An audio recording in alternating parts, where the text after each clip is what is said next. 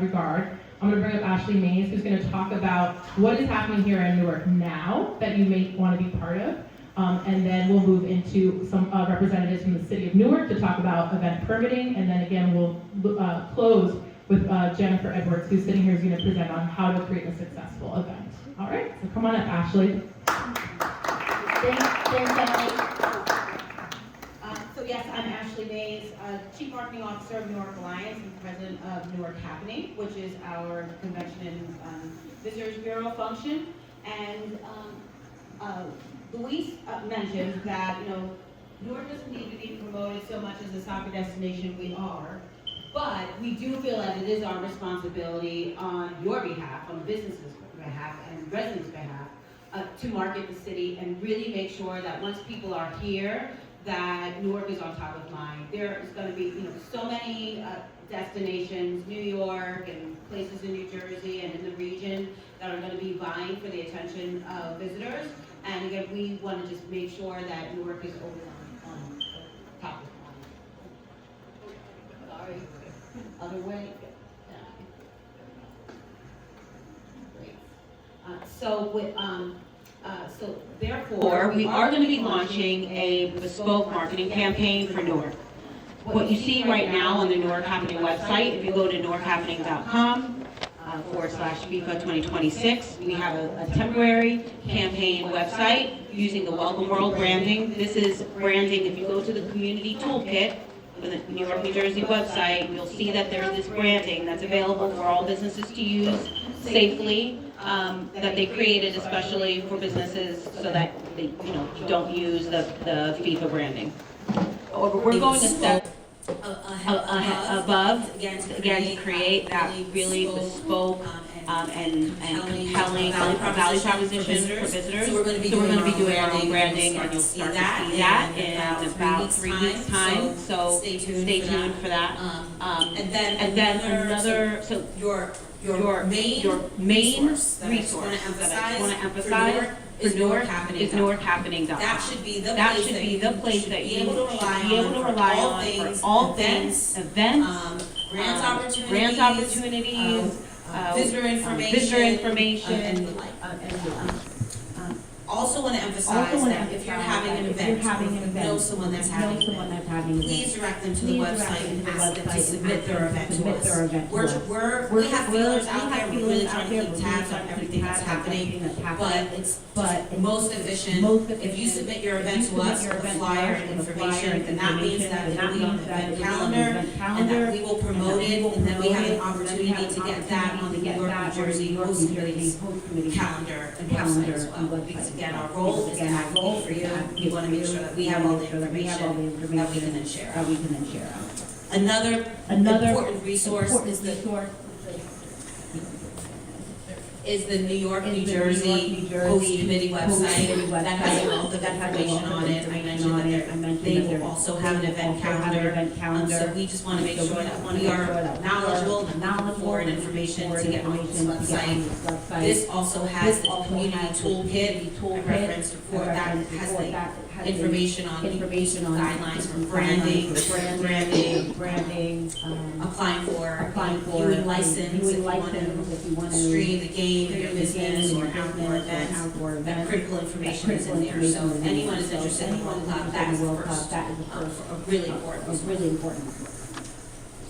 So what are we doing? So I hinted a marketing campaign. So in about 3 weeks time or so, you're going to start to see the bubbling up Newark's campaign. We hired an agency that does this kind of work for a living, that really gives us the foundation for telling Newark's message.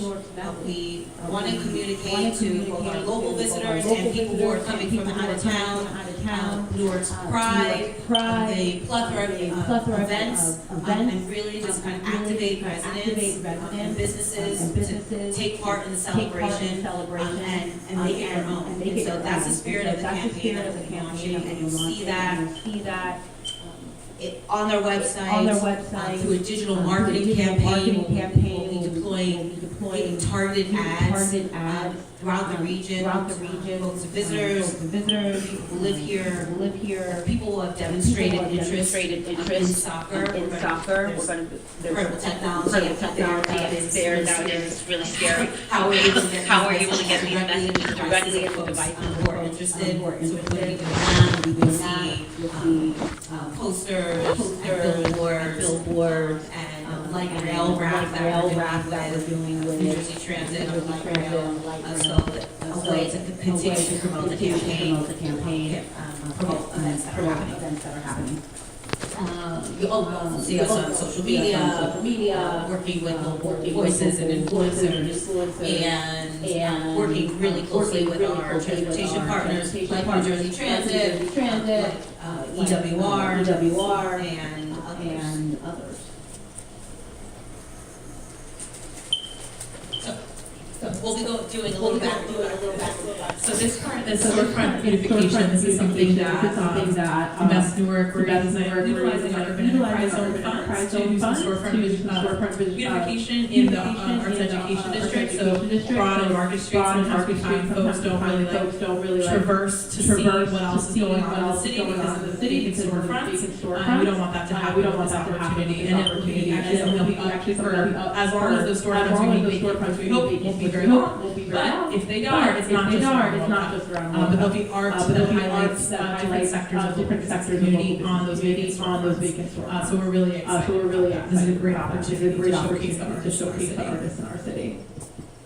So when we've done our job to attract people to come to Newark, we want to make sure that folks have an amazing time when they're here. And so one of the tools that we're doing is that we've launched a new program called Newark Welcome Team. And this will be probably a few different local companies that will partner with to deploy street teams. So people will be greeters and guides who will be stationed at major points of interest, like Newark Penn Station, like Mulberry Commons, Ferry Street, by hotel. That can be a really welcoming face, practical information about how to get around, events that are happening, and really give a warm and welcoming presence to our visitors. The RFP for that was actually due last night. We did receive responses, and so we'll be working this week to go through those responses and with some local partners. And so the event calendar in Newark over the summer, any given summer, is very robust. But there will be many special events that are happening because of we are really excited to announce probably of a few major fan festivals. On June 24th, Flag Cities 2026 will be coming to Newark at Newark Commons. Newark Alliance has been involved working with the Flag Cities team to bring this event to our city. This is anticipated to be a major event. Probably 10 to 12,000 people anticipated. This will be the day before the Ecuador Germany game. That's going to be at the state. And so it is meant to be a pep rally of sorts. Culturally relevant to Newark. That's the goal of this series in every community that they show up. But we will be working with local community partners to make sure that this event really is of Newark, that local talent, local business vendors are present throughout the entire. The game that will be streaming will be the Brazil-Scotland game. So also a very relevant event for you. So mark your calendar for that, and more to come on.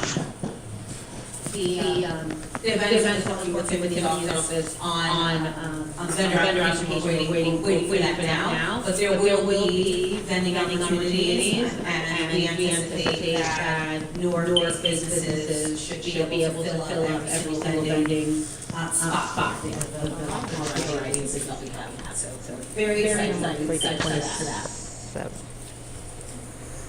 Other things that are happening. we know that the Ironbound Soccer Club wants to do a recreation level soccer tournament to help expose children from all parts of the city to soccer. And so we're hoping that they partner with the Department of Rec to have the tournament throughout the city. So more to come on that. But additional to that, Parks Foundation will also be having activities in the parks, so stay tuned for that. But just there will be, the goal is that every ward, every neighborhood should be able to take part in a celebration of some shape or form. Another exciting development is Restaurant Week will be relaunched. Previously, as you may know, Invest Newark were the stewards of it. Now Newark Alliance in our new role as the destination marketing function passed the baton to us, and so we're really honored and excited to relaunch Restaurant Week really intentionally during the World Cup. And it also happens to be during Going to Shore as well. So this would be another tool to get visitors into local businesses. That's the whole point that we're doing this during this time, is that capitalizing on the visitors and helping them into local restaurants and others. So this part we already spoke about briefly, but I think it's important to speak about again, is that there's actually two grant opportunities right now to activate around World Cup. And again, when I say activate, it doesn't have to be an event for our grant. It can be just a new product that they're launching, or one business owner was telling me he wants to have like World Cup cups in his cafe. If you can make a business case of why it makes sense that we should fund you. It doesn't have to be one certain type of thing. But we did want to mention this again, so grants is very, very important. And then Ashley and Leah they have grants as well. You might have heard about the Experience Newark sponsorship program. We launched a pilot version of that last year, fourth quarter, and already relaunched it for this year. We have a special fund. There's 6 funding cycles over the year, and a special one for the World Cup. And the deadline for that is April 1. So if you haven't yet applied and you have an event, please apply. The point of these events, of these grants, are to fund events that we know that businesses and residents know what we need best. And so that's what the point of this is to empower people to be able to have events, and we can help promote them, and again have a really vibrant city to be able to enjoy ourselves and welcome visitors to celebrate along with us. And so this one is, we are working to have a small business attraction focused event, and so we just wanted to put this out here that we know this is an opportunity. There'll be business leaders from across the world coming to Newark.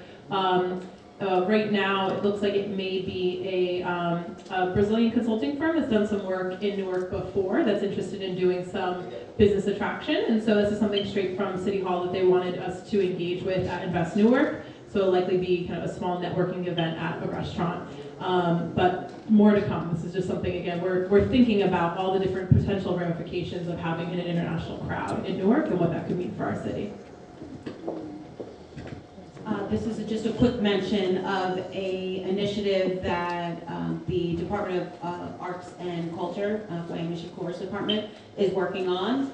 This would be a really exciting monument and legacy project that would come out of the World Cup. Newark Alliance is helping the department, the city, fundraise for this project, but this could be on a prominent building, and really would be something that we can all enjoy and really create another attraction and destination and legacy for what comes from the event. So more to come.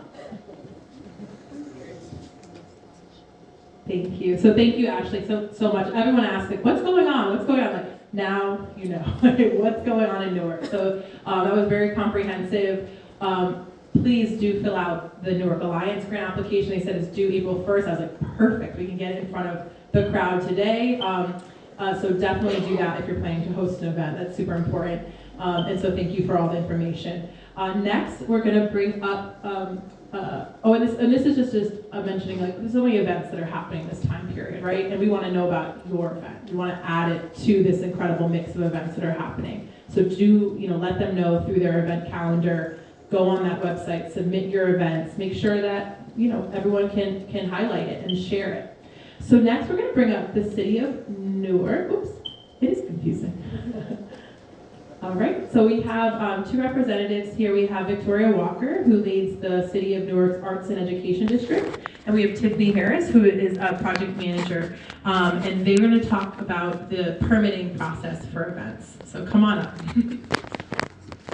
Yes. Hi everyone, Victoria Walker, Arts and Education District within the City of Newark. The Arts and Education District is going to serve as the cultural hub for all things happening World Cup. We know that events will happen throughout the entire city, but we know that every place has that downtown area that's going to serve as that one central location where all wards can come together and experience the things that are going on within the city. We know that the games are happening at the stadium, but we want to create a local experience here within our city, and what better place to do it within downtown, within the Arts and Education District. So while we're working to create that experience with our partners, with all of the local creatives and producers of events, we want to make sure that we're following the procedures that need to be in place to make sure that we are safe, because there are a lot of people coming in town. So we want to make sure that we're also, thank God we don't need that. We know our contact information, but make sure that we're safe, make sure that we are aligned with the city, things that we have to have in place when it comes to police and public, and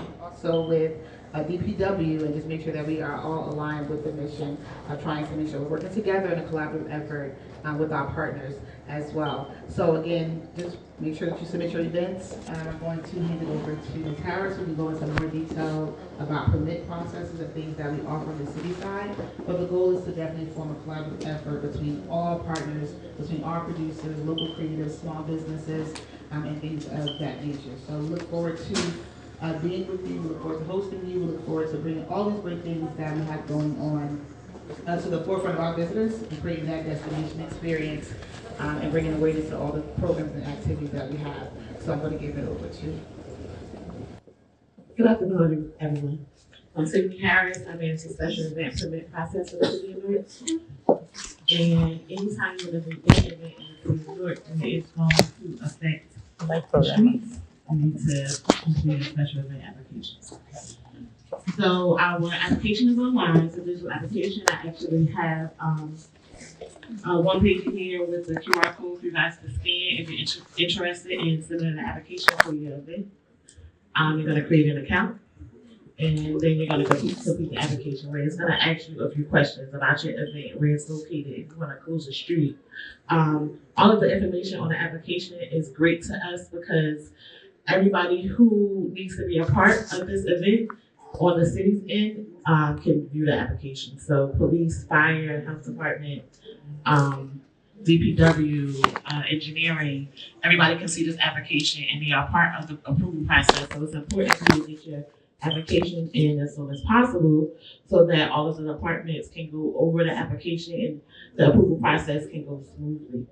There is an application fee.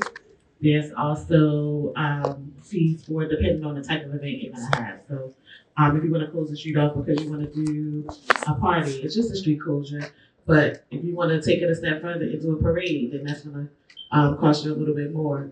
Some events are larger than others. It might require additional security, in which you will have to have police there.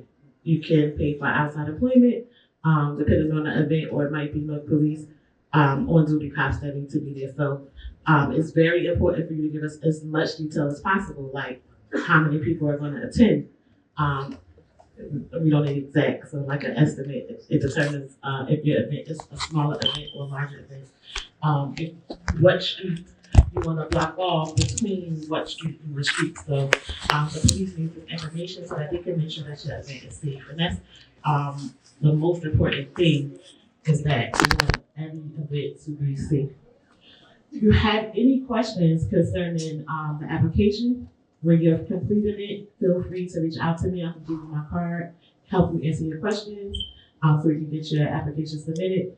And we want everybody to try to get that application in as soon as possible, because there are going to be a lot of activations around the city, as you see, and that will determine if your event can actually happen based off of what else is going on. So make sure that you get that application in as soon as possible. If you have any questions, my name is Tiffany, and feel free to give me a call. Thank you, Tiffany. Perfect. Thank you so much, Tiffany and Victoria. So at this moment, we actually do want to have just a quick break for questions for the first round of speakers before we move into our formal presentation on how to do a successful event with Jennifer Edwards. So if the speakers could just kind of come up to the front here. Does anybody have questions for Ashley, Tiffany, Victoria, or myself before we move into the next section here? Okay, Carol. I noticed that when you talked about the ambassadors, you mentioned like hidden gems. Will there be any maps or any signage or something to help direct them to our locations? We are fundraising now for some additional wayfinding signage, yes. So we've been in touch with a local vendor on some like festival style wayfinding, like large totems and, you know, directional signage. That is the goal. And that we would have kind of a site at Penn Station, at Mulberry Commons, you know, Championship Plaza area, Broaden Market, and then also Halsey, and then also hopefully on Mulberry directing towards NJ Pack as well, because we know it was north of shore. So yeah, the whole point would be to have, and also the vision is to have like vinyl graphics on the ground that kind of help create like some breadcrumbs to local hubs where businesses are, for sure. Thanks. Pass it right back. Yep. Hi, I have two questions. I'm gonna go, I'll start with you since you have the mic already. You mentioned earlier about the ambassador program. I kind of missed it. We went through quickly, but there was something about RFP that had already been done. So just wanted to know, was that what that RFP was for, and whether or not you're still looking for ambassadors? So that was one question. Then I have a question about the permitting process. So the RFP was for the Newark Welcome Team. This is that ambassador program, guides, greeters. The deadline was last night. We did receive several applications. If we feel like we didn't get a wide enough range, or if that some of the proposals were lacking, then I can imagine that we would open it back up. But if we have a good set, from there we'll choose our partners. Quick follow-up question. How would we get notification of any future RFP that might come out? Yep. Yeah.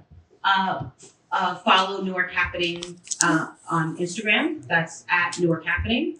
Or you can follow Newark Alliance. That's Newark Alliance _60. You can also, those are going to be the main channels. Thank you. Mm-hmm. And then my question regarding the permitting process, is there, and I guess it would depend on insurance, but is there a minimum insurance requirement for certain events? It is. I apologize. I didn't mention insurance. I should have my notes, so I didn't take anything. Oh yes,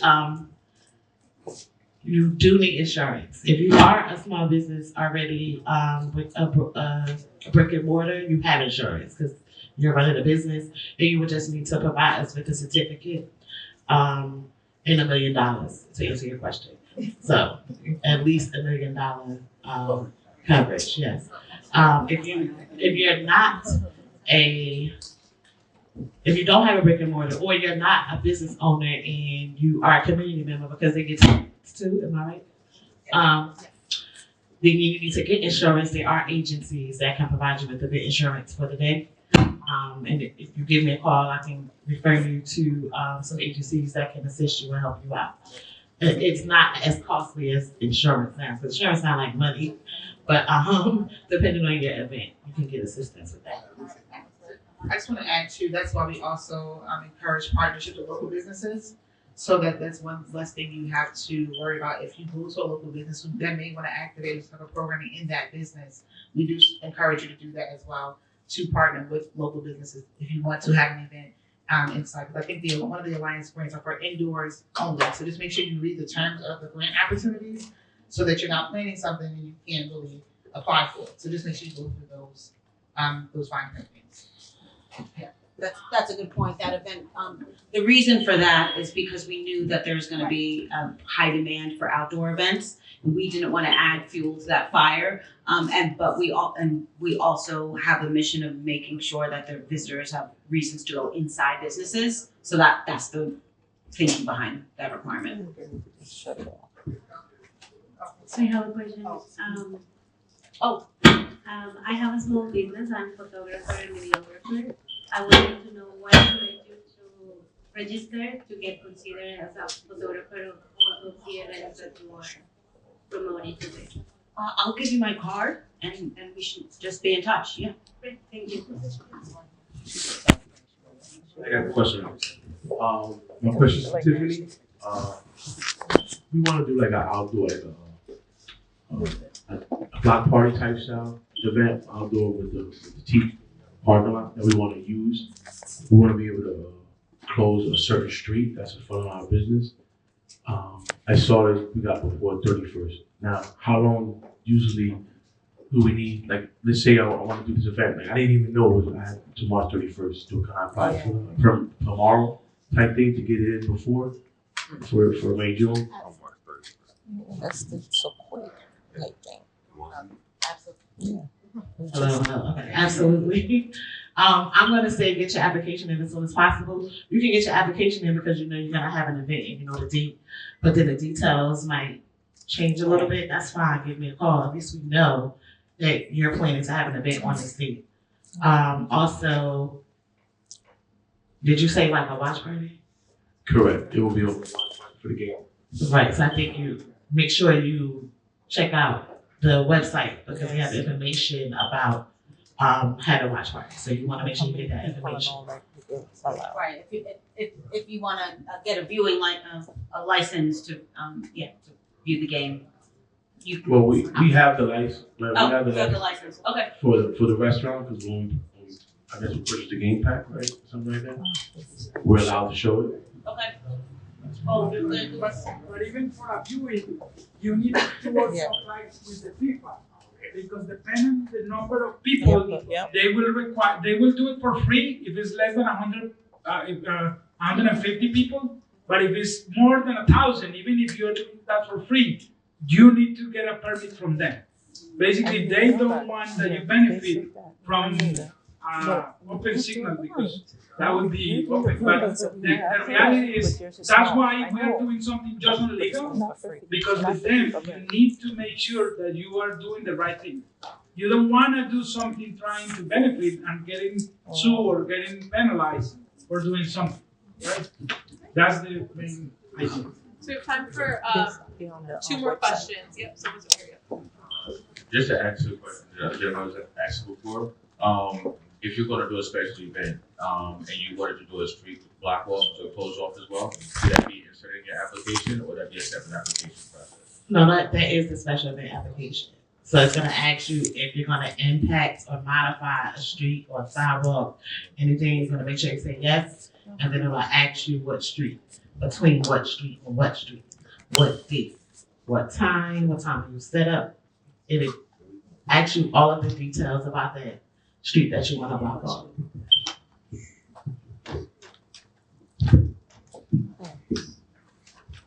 Thank you very much for the information and the grant and the opportunity. Congratulations. Thank you, Ashley, you know. Question so there's a lot of activations, and I may have missed this, but is there a platform or a way that the city or Invest Newark is going to funnel people to the activations that are happening around the city? Like, do you funnel everyone to Newark Happening, and then when you go to Newark Happening, you're like, hey, there's something at Aloe, or there's something, a block party. Okay, exactly. That is really the basis of the marketing campaign. In a few weeks, we're going to be launching a campaign. Okay. And really the call to action for that campaign is driving people to the Newark Happening website, to the event calendar, to our business trails. We've set up like different thematic trails of visiting different businesses. We have a wellness trail, so maybe Alan will be over there. We can put like wellness and self-care. So yes, the call to action is funneling people to the newarkhappening.com. Got it, thank you. I have a Oh, question. I'm sorry. I have both an outdoor and indoor space. Okay. So that would be two separate grants that I would have to apply for? The outdoor, it's a private space. It's my private. It's your private, like a backyard or something like Yeah, that. we have the patio, like. Then our grant would be. The patio and stuff Yes. is my patio. Yes, no, so, well, But then if I it's, have an indoor venue also that seats over 100. so you can use our grant if it's your private space. It's not meant to be, like, it's not out of doors, but we just didn't want to fund an event that would require a special permit. If you don't need a special permit, then, yeah, so sorry, I should have clarified that. Okay, and then if I wanted to put tables on my sidewalk, that would be a special permit? That I'm unclear. Tiffany? If a business owner wants to put tables in front of their business on the sidewalk, that probably requires a permit of some sort. It's a different, actually a different kind of permit. Are you putting tables and people are gonna sit there and eat and? Well, if I'm out of space, yes, like if hopefully I'm full to capacity that we need to put those tables outside. Right, so yeah, that's a different application that you'll have to complete with licensing. It's located in room B17. Okay. So, I don't really know that process, so I can't speak too much on it. But if you give me a call, I'm gonna give you my cards and I'm gonna give you a direct contact to ask questions. We're gonna allow questions or have a technical difficulty. So please continue to ask questions. Please continue. Sorry.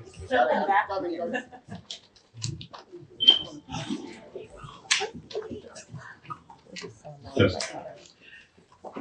So I'm just wondering, hi, my name is Phil. I'm wondering, do you guys have like any technology gaps that you might want to try to fill with technology? For example, my team needs a mobile app. Would you like a mobile app that can have all the events on the app? And then whatever's downloaded, there's an app on the app to direct people to those activations. Yeah, but we don't have the funding for it, so it's free.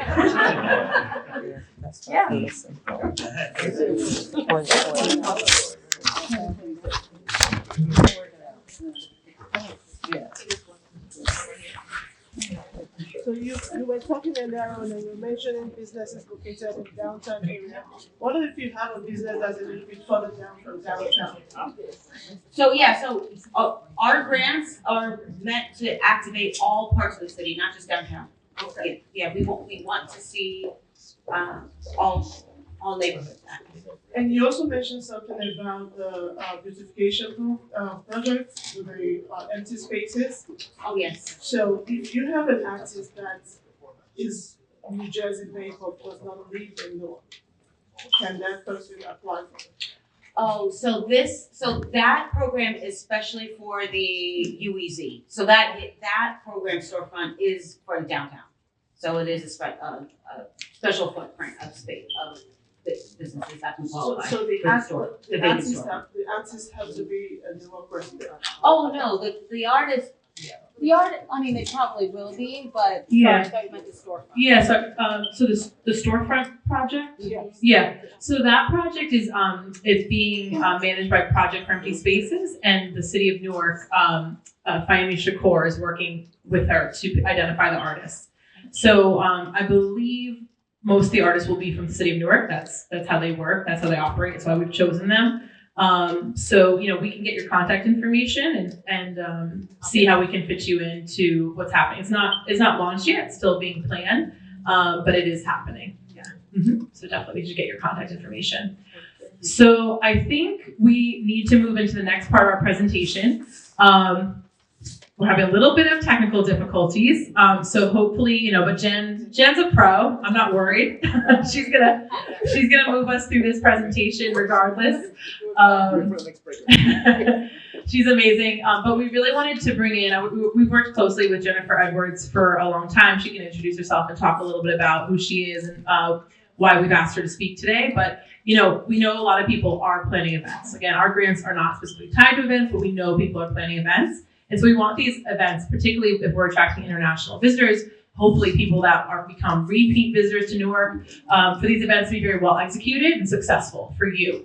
And so, well executed, enjoyable for the visitor, successful for your business, right? It means they make money, not just fun. So she's going to kind of have a presentation that talks about all those considerations. And I just ask you to kind of deal with us as we deal with these technical challenges, the first in the series. So it's good we're working out some of the kinks. And just taking as much as you can from Jen in this presentation. So come on up, Jen, and thank you for being here today with your time. No problem at all.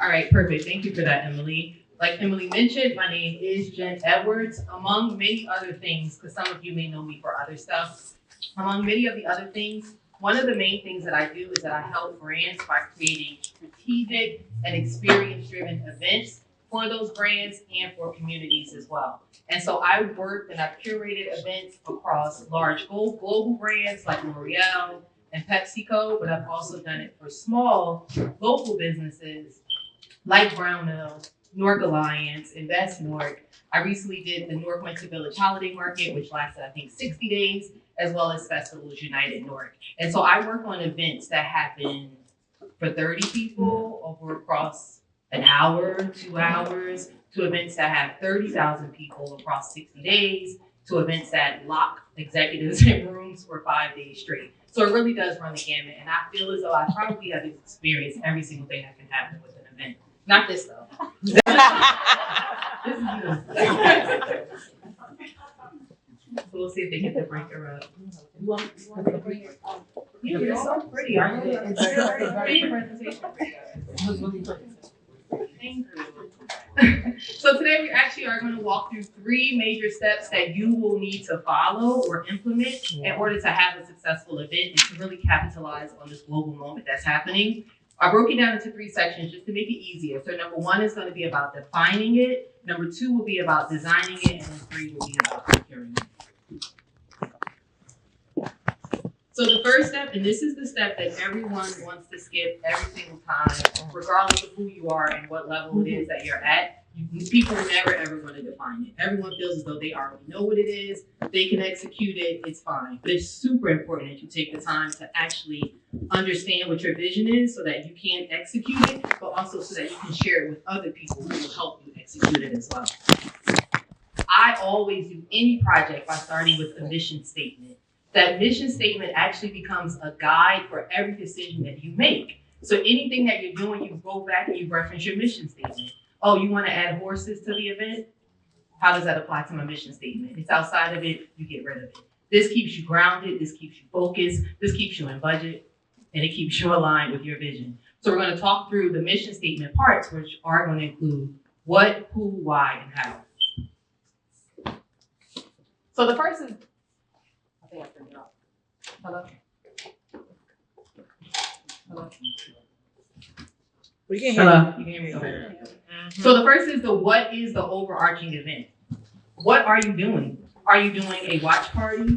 Are you doing a sip and paint? Are you doing a speed dating event that's happening during this World Cup moment? Are you, I don't know, are you doing a spa day with people? You have to define exactly what your event is and be super, super clear on what it is that you are looking to create. Once you know what you're looking to create, this is another big one. Who is your target market? This means you need to define exactly the profile or the profiles of the people that you want to attend this event. I cannot tell you how many times I speak to business owners and I speak to leaders and I speak to everyone else and I say, who's your target market? You want to know what their answer is? Everybody. Everybody. That does not work. Your target market cannot be everybody. If your target is everybody, then your target is really nobody. You have to give people a very defined experience. You have to understand who it is that you want to come to your event and understand what your event is, so therefore you curate that experience for them. Another big one. Most people here are probably business owners, so you're probably gonna say money. But you have to ask yourself, why are you hosting this event? Every event that you're hosting is not about money. For some people, it's about visibility. We're talking about the World Cup being here. For some people, it's about pride, right? Like my team, my home country is playing. I just want to show out for my people and for my country. For some people, it's about creating community. I just want to create a space for people to convene and to be and to feel happy. And if I make money, great. If I don't, oh well. My main goal was community. The other may be about platforming. You may feel like, hey, I'm fine. What I want to do is I want to platform someone else. I want to platform athletes from my home country. I want to platform other small businesses, whatever it is. And the other may just be about celebration. This time may fall right in the middle of your anniversary for your business, whatever it is. You just have to be really, really clear about why it is that you are hosting this event. What is it? Who is it for? What is your reason for actually hosting the event? And then when we get up, oh, beautiful. It's about how. You have to create success metrics. How will you know you succeeded? We're not looking to just create an event right now because there is this global moment that's happening. You want to create something that you can actually replicate. What's successful? What can I do again? How can I use this again and again and again? Maybe not at the same sort of level, but how can I do it again and again and again? How can I be successful at it? You have to decide what your success metric is before you begin. Super important. That's the only way to know if you actually measure success. You know how it is when you get into something and you're like, oh, I just want to make $10,000. And then only 5 people come. You're like, well, if I only make $500 and it's good. No, you have to define your success metric. That way you meet it. And if you don't meet it, at the end, you get to go back and say, well, what did I do wrong? Or if you do meet it, what did I do well? What did I do well to help me actually become a success? So you combine all 4 of those elements together in order to make your mission statement. I don't have it memorized, so I can't say that. I think it goes something like, I am creating or hosting blank. We are hosting blank, an overarching event for your target market, who it's for, 2, and then what's the reason that you're hosting it. And this will be successful if, insert your success metric. So like for me, I will be successful if I get through today's presentation. And you guys know how to host a successful event.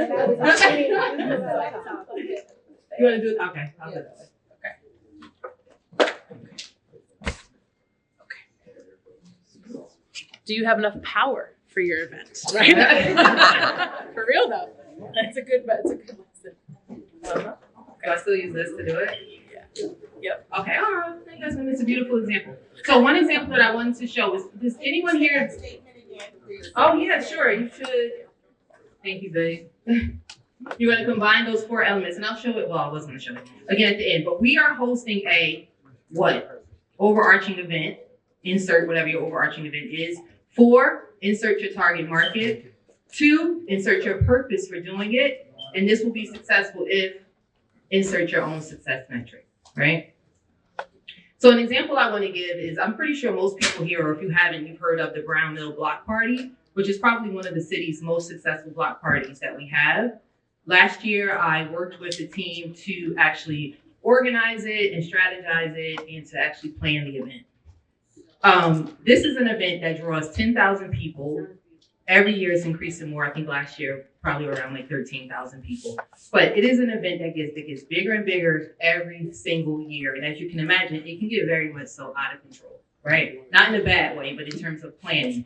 It takes a lot. So what we decided for this year is that, what is our mission statement for last year? What is our mission statement for 2025? You can't see it, but I will read it. What we decided is that we are hosting a block party for community members and customers. Kids are okay until 6 p.m. and then it's more adult focused. 2, celebrate our anniversary, bring fun and entertainment to the area, platform other small businesses, and bring in a little revenue. This will be successful if over 10,000 people attend, vendors report earning revenue, and there are no incidents, and we cover all our expenses. So you see, you can have multiple success metrics, and you can have multiple reasons for doing your event. And it's not always about the money. You can layer it. This is our primary, secondary, tertiary, however you see for it. Your second thing that you want to work on is, now that you've identified exactly what your event is, who it's for, what are the success metrics, you want to now design it. What is the experience? What is it going to look like? So designing your event is really about being very empathetic, and it's about thinking about every detail and every scenario from every stakeholder's point of view to ensure it lives up to that overarching mission statement, right? So the first thing you want to think about, it's visuals. Okay, the first thing you want to think about is you want to think about your marketing. One thing my mom always says to me is, whatever I'm looking for is looking for me. So whoever is your target market, whoever it is that you're looking for to come to your event, trust and believe they are looking for your event. If that is truly your target market, they want to be there. They are here, they want to celebrate, they want to watch, they want to, whatever it is that you're having, they want to do it too. So what you firstly want to do with your marketing is you want to make sure that you are showing up where your target market is. Are they on social media? Are they on Eventbrite? Are they on NewarkHappening.com because they're here visiting and they want to know what's going on? Make sure that you are showing up where these people are. And then once they find you, you need to be crystal clear about what it is that you are delivering, what it is, and who it's for. You need to also share the details in an appropriate manner so that they can actually commit to attending your event. And then you want to ensure that your marketing actually reflects the intended experience that you want. What you look like matches your mission statement, right? So if we go back to the Brown Mill example, which you want to ban it? I was gonna ban it. I was like, is that too weird? You can't really see it, but yeah. Yeah, but so if you go back to the Brown Mill example, which is a block party which happens on historic Halsey Street, we could have created 2 different flyers. One is here, which is sunny, it's the daytime, it looks like it's family. But also Halsey Street does have lights and it does get dark during the block party. We could have created something that looked like this. But if we would have put this one out, you would have showed up, or our target market would have showed up, and they would have been expecting something that was kind of like sexy, kind of vibey, maybe not 13,000 people jumping around with the Red Bull mascot. We would have really just kind of mismanaged the expectation. So you have to make sure that your marketing is matching or setting the expectation for what your actual event will be and who your actual target market is. This one is all about being very, very, very empathetic to every single stakeholder. We call it your user journey or your event goer. So you want to think about it from every single angle, right? Walk through this entire event as a person who's coming to the event, as a person who's working through the event, and thinking about it from the moment they walk through the door to the moment they get to the door, to the moment they walk through the door, to how they're experiencing everything during the first hour versus how they're experiencing the rest of it, and also how they're experiencing it when it's time to actually leave the event. So you think about, okay, I'm having a block party. Where are people going to enter my block party? All right, they may enter it from this side, and they may enter it from that side. Oh, okay, so when they walk in through the block party, what's the first thing I want them to see? Do I want them to see a porta potty? Do I want them to see vendors? Do I want them to see signage? Like, what is it that I want them to see? You think about all of those steps. Once they've gotten into the block party, what do I want them to do? Remember your mission statement. Ours was about supporting small businesses. We wanted them to see the vendors, right? We wanted them to have a good time. We wanted them to celebrate. So I wish I could show you the map that we created, but it's really about thinking about each and every one of those experiences all the way through that entire user journey. And as Tiffany was also telling you, it's also important how you want to end the event. You did a permit for your event to end at a certain time. Your event needs to end at a certain time. That means everyone needs to be cleared out. How are you going to get them out? What are the cues that you're going to use? Are you going to start lowering the music at a certain time? Are you going to start turning the lights up at a certain time? Like, you have to think about all of those different things. A successful event does not happen at random. It is really about being super obsessed about that user journey. Also, when you're thinking about the user journey, you need to also start to think about the staff journey. Okay, if what I want is the first time you step into my event, there's a greeter there. All right, so then what time does the greeter need to get there? What is the greeter going to be wearing? All right, so if she needs to get there 2 hours before the event, how much is that going to cost me? If I need this to be the ending cue, what's going to happen here? I'm serving food and drinks. How much am I going to charge for my food and drinks? How long does it take my bartender to make this drink? We normally only have 25 people in here at a time. We've estimated now to have 500 people here. What are we going to do? Are we going to pre-make the drinks? Are we going to pre-make food? You have to just think about all of those steps and then also think about how much each of those things is going to cost you so you can properly hit your mission statement. I have a beautiful example. Maybe Vicki, can you advance it for me? Because I want to show the level of thought that goes into when you're planning. All right, cool. You can see here, this is from the Brown Mill Block Party. This isn't even our final map. This was very early on. We went to Google Maps and mapped out the whole area. We mapped out the entrances that people may go through. We decided to create a food hall because we wanted to separate it out, thinking about, all right, if I'm here and I'm dancing, am I gonna now be bumping into food trucks? Am I gonna be experiencing the exhaust that's coming from food trucks? No, we don't want that. So we took that, we decided that we needed a permit that expanded 6 blocks, and we made one whole street the food hall. We wouldn't have gotten here if we didn't map it out in this way. We also decided that we wanted to have signage at each one of the entry points to not only encourage people or make them feel good when they walked in, but I'm going to talk about this later. We turned our event goers into our marketers. If you make an experience for people to take a picture, guess what they'll do? They'll take a picture. If you basically make anything that says, take a photo here, they're going to take a photo here, and after they take that photo, they're going to share it online, and now they become the ones that are actually marketing your event for you. So that was it.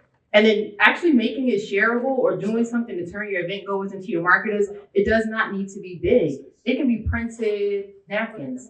It can be a cup, like at Newark Winter Village, that actually has a sticker and that has a logo on it. You could do something big, like an arch. You could do something that's really low cost, that looks big, like create like a photo frame and have people step behind it. It's just so many ways that you can do it, but it's super important in being able to turn your event goers into your actual marketers. We're gonna try to connect. Okay. There's been a technical breakthrough while you've been listening. Yay! Oh, yay! God, you guys gotta go back and look at some of my visuals. Right? Yeah. I'm going the wrong way. Go back a little bit. Yeah, Let's go back. I'll go back. How far back here? I think the picture, the brown mill. Yeah. Yeah, so you see the difference in the two vibes and the expectations that we're actually setting up for the event. You don't want people to be disappointed. You want them to know exactly who this is for and exactly what the vibe is going to be like. This is your user journey. If anyone wanted to take a photo of it. Whoops. Another thing that I didn't mention before is not only when it comes to the ending and the ending rituals, you may also want to think about, well, where do they go after? Is that now a new business opportunity for you? Do you want to partner with someone else and have an after party? Do you want to have a kickback? Like, what exactly do you may potentially want to do that can actually create more revenue for you and an even greater experience?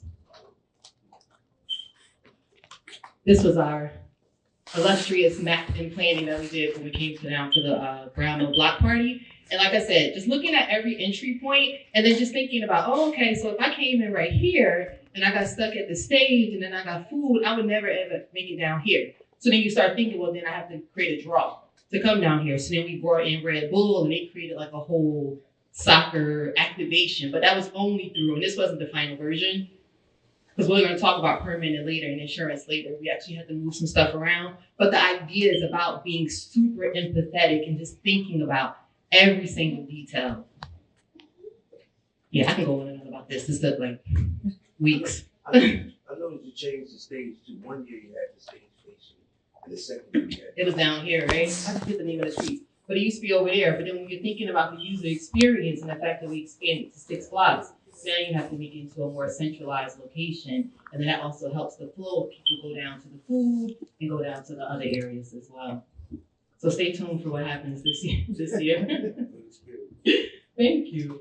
And these are just some like really just like easy ideas of how you can turn your event goers into your marketers. Even something like a photo booth. I'm sure you've seen these at events. Yeah. You know that when they take the photo, it has your logo on it or whatever information that you want. And people take those just specifically so that they can share them online. Yeah. So you're creating an event, why not also just have this free marketing being done for you? The more boring stuff, but we'll get to it. This is all now about securing your event. You've done all of this planning. You know exactly what it is that you're going to do. You've created that mission statement. But now, how do we keep your event safe, supported, and successful, and in budget, which is super important. So your budget and expenses. You know exactly what it is now, right? You have your mission statement. You've walked through what this thing will look like. These are all the marketing pieces that I'm going to need. This is what I'm going to need from a permitting standpoint. This is what I'm going to need from a decor standpoint. This is what I'm going to need from a staffing standpoint. You know every single angle of your event, so now you can create a budget. And if you're like me, you look then and say, oh, I can't afford this. And then you go back and you're able to actually start crossing things off and deciding what's pertinent to the experience and then what was kind of a bit extra and some fun. 1 second, maybe 2. All right. There we go. All right. Hey. Only part of it. Almost there. Once again, if you're like me and you realize that you have a champagne taste and maybe a beer budget, then you start thinking about, well, okay, I don't want to strip these things away. These are essential to what the experience will be. So now you need to start looking for money. You just heard about different grants that are available. You can reach out to Newark Alliance. You can reach out to Invest Newark to get those grants. But then what you can also do is you can look for sponsors for your event. Whatever you are looking for is also looking for you. There are people who want to benefit off of your event, benefit off of your market, right? They are willing to give you a check. Here's $10,000. All I need you to do is put my name on those napkins that you're going to use for branding. And that will help you actually create your event. I know it sounds really easy, but to be honest, it is. And what I'm going to share as soon as the screen comes back up, I want to share with you a sample email that you can take a picture of, and you can actually send that to different companies, local brands, large brands that you think align with your vision, or that at least align with kind of your target market. And then you can send that to them and open up the conversation, right? So you just want to say, like, tell them a little bit about the event, who's actually going to be there at the event, and what it is that you're looking for.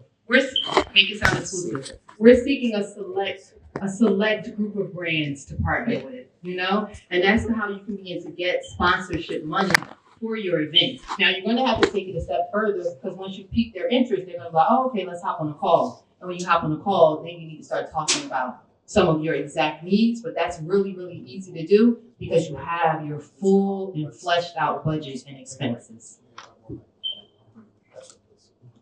Take your picture now. Go back. Go back. Quickly. How do you find sponsors? How do you find that email or that sponsor? How do you get in touch with them? This is such a great question, and only because it is my life. I'm in the middle of a project now, and I'm looking for sponsors, and I'm going to ones that I've used in the past, but I'm also looking for new ones. I go to LinkedIn. I ask ChatGPT if you can get me the email of the person that runs the communications and the marketing for Hertz or whatever business it is that I'm looking for. And I also leverage my network, my community. Hey, do you know anybody who works at P&G? Hey, do you know anybody who works here? Do you know anybody who does this? Right now I'm looking for a vehicle sponsor. So hey, do you know anyone who owns a dealership by any chance? And I did that yesterday actually on a call. And someone was like, oh yeah, my friend Pete. And then they put us in contact with each other. You really do have to leverage your network, but you have so many tools available to you. LinkedIn, ChatGPT, and also just the power of connecting with other people is super helpful. After you do that, the thing that I think Tiffany has already kind of hit on a little bit is that you have to insure your event. If you are a business owner, chances are, hopefully, you already have insurance, but that insurance typically covers your day-to-day operations. If you're looking to have an event that's going to be more people than you usually have. That's going to include having vendors and all types of other elements. You have to reach out to your insurance company to increase your insurance and tell them exactly what that special event is so that you can get that additional insurance for that event. And that's a very, very easy thing. And although you need $1 million typically, it doesn't cost you $1 million. It's just a couple of $100s. And then, this next one was just, well, what if I already own my own space? Owning your own space is great, but like I said, this is a special event, and you want to check in with your insurance agency just to make sure, do I need to up it? Do I need to talk about the fact that I'm having a special event? Oh, no. Think about your mission statement and your success metric. It was not to be sued. It was not to pay out all of the money that you made to someone because they tripped over or whatever, right? You want to make sure that you are being successful, and one of the ways to be successful is to be prepared and to make sure that you have insured your event. Different types of insurance could be general liability, event cancellation, and then a lot of times if you're having vendors, you may need to have vendor insurance as well.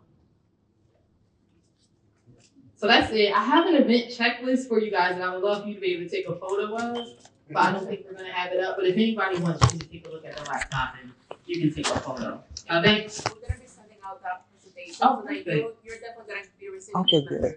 Yeah. Good. Perfect. And then if you want to get in contact, if you have any questions, like I said, I do a lot of work in the community as well as for large grants as well. I'm on social media, but not really, at Jen the Creative with 2 N's. But the best thing to do is to email me at Jen, Jenn, at jenn.agency. So Jen, it's very Jen at jen.agency. And you know what we're gonna do is, like Hilda said, we're gonna send out this entire deck to everyone. And we're also going to just kind of leave the laptop over here so people can kind of take a look, sign, make sure you get everyone's contact information, including Jen's. Yeah. Mm-hmm. Anyone have any questions for Jen? We have an event expert here with us for a little bit longer. Any questions? No, not super clear. Oh. I got these. I have an event coming up this week. Is it too late to hire you? Yes, it is. Thank you, Desmond. Actually, I'm going to be out of town this week. This week, though, it's Thursday. I'm flying out on Thursday. And I'm not just saying that to be funny, I really am. Right. But the next event, you already have my contact information. We worked together before. Reach out. I would love to work with you, especially if you're in your space. I have a question kind of like related to that question. Like, how long in advance do you think you should start promoting your event? Best practice. As soon as possible. As soon as possible. You know, people are making plans in advance, and especially depending on who your target market is. Some people may need to get babysitters. Some people may need to travel. There is nothing wrong with putting it out there as soon as possible and then ramping it up. Oh. Well, I was just asking in light of that, you said how far ahead to get ready. But what about pre-events?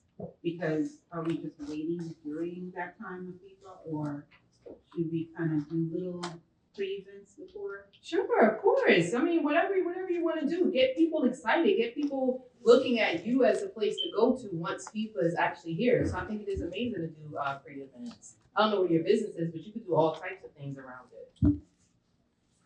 That's a great idea. Hi, I don't know if you already touched on this, but if your business involves alcohol, are there any, are there things that I would need to consider as far as this grant goes, or am I, off limits because I actually don't have a liquor license? You do not have a liquor license, but you're planning on, you want to serve? I do wine tasting. Oh, okay. That's a question probably for someone else. I would not. That's why I'm here. Yeah, I wouldn't know the answer Thank to that, you. but I think maybe Tiffany. Yeah, I would say. That's a complex one. I think, for our grant, we certainly don't limit granting towards someone who plans to have alcohol at the event.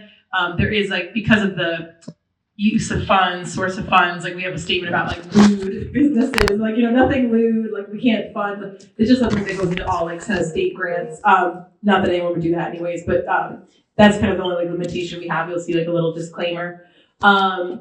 In terms of, that's a great question, and I think you probably just have to think about it probably is a special license maybe for that day. Like I know like when Invest Newark, when we've had events that involve license, you can get someone to be there, right, who has the special alcohol license to kind of monitor things and serve. So I'm sure there's a way, and probably Tiffany, who we have her phone number and she was just here, would be a perfect person for us to connect you with. Yeah. Thanks. Any other questions? Okay. Yep.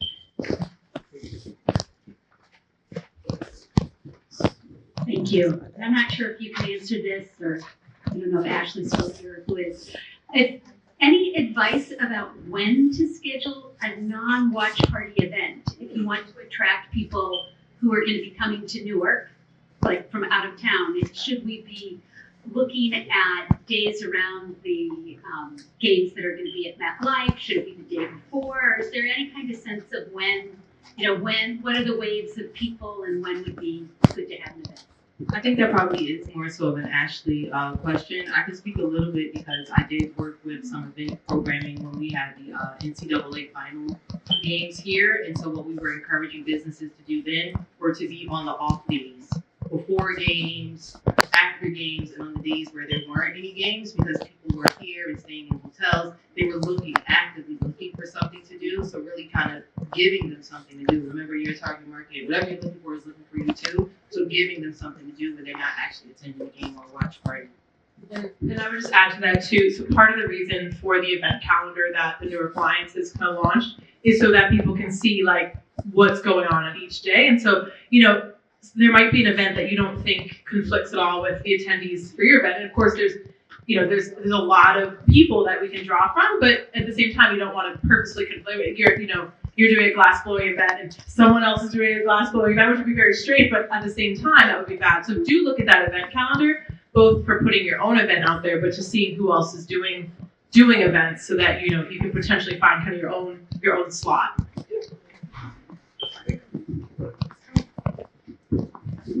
I'd like to add to that information is that there's no such thing as an off day during the World Cup. There's so many games going on every single day. There's only 6 days off out of the whole World Cup experience. So while people may not be going to the MetLife Stadium, people are still here in this 20-mile radius. So they're looking for things to do. So just maximize that experience and maximize the exposure you can have with those people for 6 weeks.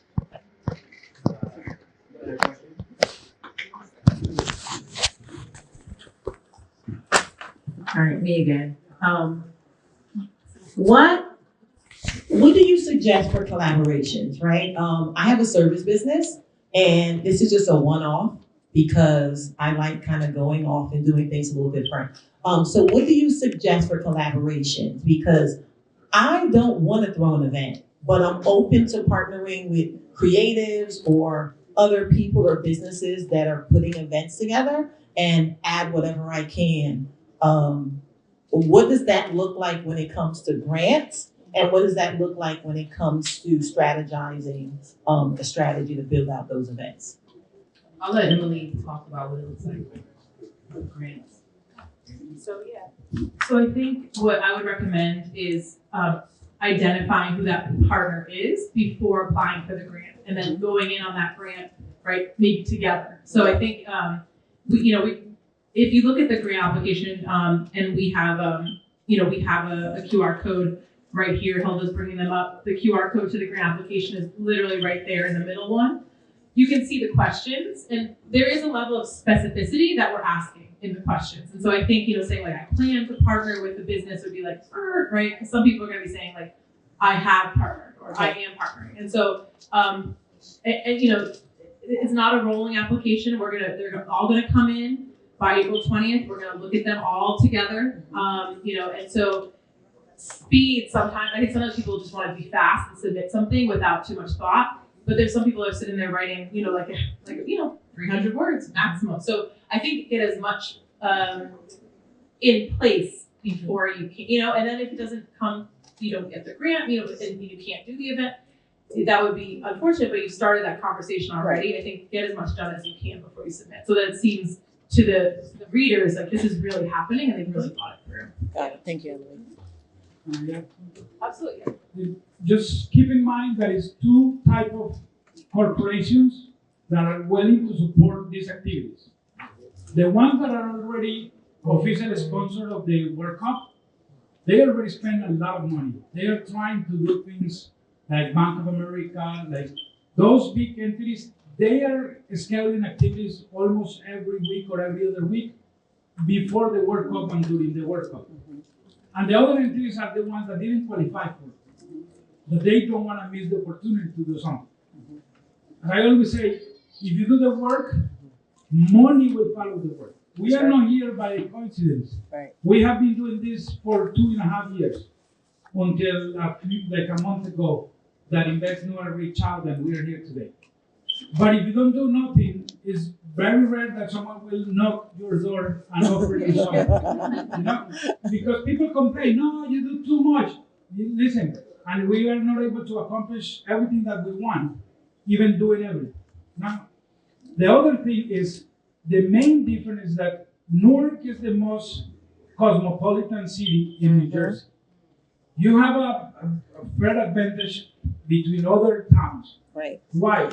You have the airport, you have the train station, you have buses, you have everything that you wish for, especially because there's no other way to get to the stadium unless you use public transportation. Right. There's no parking available. Right. Sometimes you want to do something, but you don't want to get stuck. Like I was 5 hours just trying to get to the MetLife Stadium last summer for the FIFA Club World Cup. Right? I insist, if you have something, at least an idea, at least a business plan, it's easy for someone to approach you and you be ready, rather than trying to wait until someone tell you, hey, I have $10,000 and I don't know how to spend it. That never happened. Never, ever, right? But the other thing is, I insist, you don't realize because you live here, but this is one of the few cities where the non-for-profits work together to make things happen. And that is amazing because I visit many other towns, right? And non-for-profits are non-for-profits until you throw $1 under the table and everybody start fighting, and it's just $1, right? Just because everybody wants to be the one who administrates the money and whatever. But in reality here is different because they have one common goal, is that you succeed. And the other thing is, you have Newark focused grants, but you also have other resources that are available in the state that you can get 5,000 from Invest Newark, 5,000 from Newark Alliance, and you can get from NJDA or from other non-for-profits that are here. Who else, that Luis? will allow you to, will help you to get where you want to be, right? And when you plan, like when you are saying that partnering with other non-for-profits or with other organizations, sometimes people have unique experiences, but they don't have the ability to communicate that to the right sponsor or the right entity. People are coming for unique experiences. And this is the opportunity for us to become a tourism destination for the future. If we do a really good job, for once in a while, people will say, I'm traveling to Newark. I'm from Colombia. Nobody say, I'm going to Newark. Everybody say, I'm going to New York. Right? Because there's no sex. Say, hey, I'm going to New Jersey. No, that's the truth. Like, you won't impress anyone saying, I'm traveling to New Jersey. Everybody say New York, right? But this is different because this is the opportunity that people will come here. They will see that here in Newark, we have a business on 70 Pacific Street. That business was the first one who was able to import a light pig from Portugal for 70 years. You know, we have those hidden gems that are unique, that people are willing to travel and pay big money just to visit something that is unique. And they want to go back to their country of origin and, you know, basically tell everybody, I try something that is unique, or I try something that is different. So thank you, Luis. So and I think I like your question a lot. So I think it kind of puts us in a great place to end the program with, I'll say it and then you can do it, is networking, right? So we have this, you know, they have the room for another 30 minutes. I can see all of you, right? I would say I know maybe like 75% of you out there. So I know what businesses you have, and I'm like, there's some cool partnerships in this room, right? Like to your question, like there's some, if you're in this room, you obviously want to do something around World Cup. So you've already self-selected into this room. So spend some time and talk to each other, because maybe that partner is sitting here and thinking like, I need a partner for this event. So, eat the food, have the coffee, take pictures with all the soccer balls. It is extremely important for us that you complete the session survey. I hope that despite some technical difficulties, we were able to kind of keep rolling through this presentation. I hope you learned something. We have, again, this is funded by a grant, and so our grantees always want to know like, what happened. And so if you could tell them what happened, we would extremely appreciate it, because that's how we keep getting dollars to do events here in Newark. And so, please fill this out before you leave. The more, the merrier. It's pretty quick. We try not to be too crazy. It's anonymous. So if, this is for you to fill out to inform us what we can do better. I think this Friday, we're gonna have some different tech setup. We'll figure that out probably later today. But hopefully you found the content meaningful, and hopefully you'll get a lot out of the networking. I know, Shanice, you had one more question? Yes, one more question, and then we're gonna wrap. Yeah. Okay. Yeah. And it's the piggyback off of what she asked. Yeah. So I have a restaurant, and I went in for the grant, and now another person said they would like to collaborate with me and go after the grant. What's the regulation around that? Well, we don't really have a regulation around that. I mean, I think if it's a different, distinct service, ask, right?